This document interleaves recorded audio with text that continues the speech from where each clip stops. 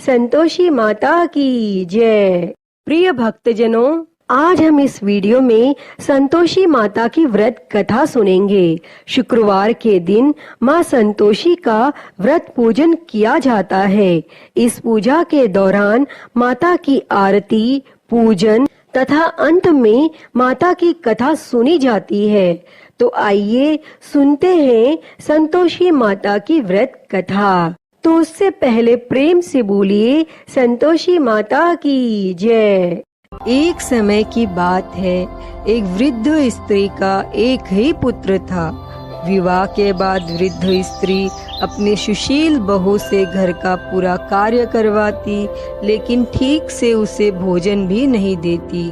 पुत्र यह सब देखकर चुप रहता।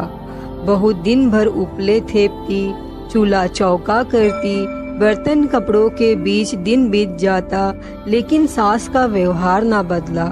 इसी समय वृद्ध स्त्री का पुत्र काम के कारण परदेश चला गया। पुत्र के जाने के बाद सास का व्यवहार बहू के प्रति और भी क्रूर हो गया।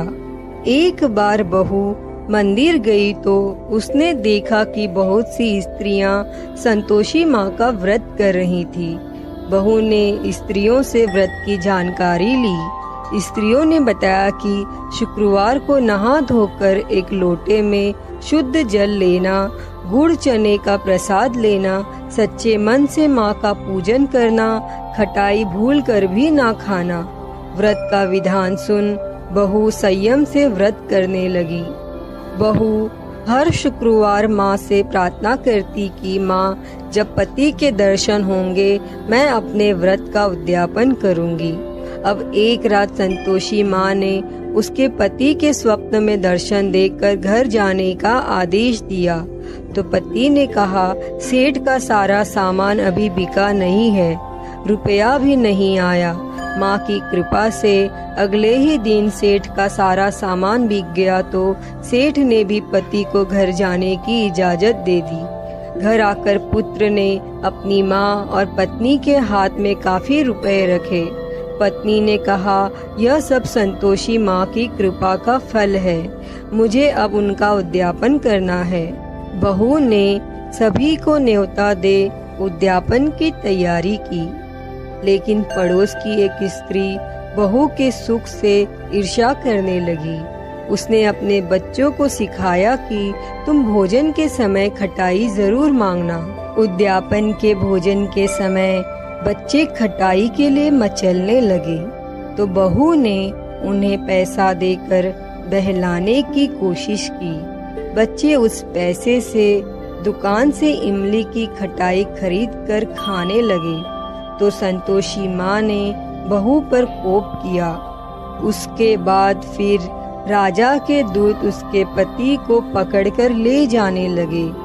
तो एक अन्य भक्त स्त्री ने बहू को बच्चों द्वारा खटाई खाने की बात बताई तो बहू तुरंत ही माँ के शरण में गई और माँ के सामने प्रण किया कि वह अगले शुक्रवार फिर से उद्यापन करेगी। यदि पति न आया तो भूखे रहकर अपनी जान दे देगी। संकल्प के बाद वो मंदिर से निकली तो राह में पति आता हुआ दिखाई दिया। पति बोला, इतना धन कमाया है इसीलिए राजा ने कर के लिए बुलाया था, वह मैंने चुका दिया। फिर अगले शुक्रवार बहू ने पूरे विधि विधान से व्रत का उद्यापन किया। इससे संतोषी माँ प्रसन्न हुई और 9 माह के बाद उनके घर एक सुंदर और स्वस्थ बच्चा हुआ। अब सास, बहू, बेटा और बच्चा खुशी खुशी संतोष पूर्वक रहने लगे।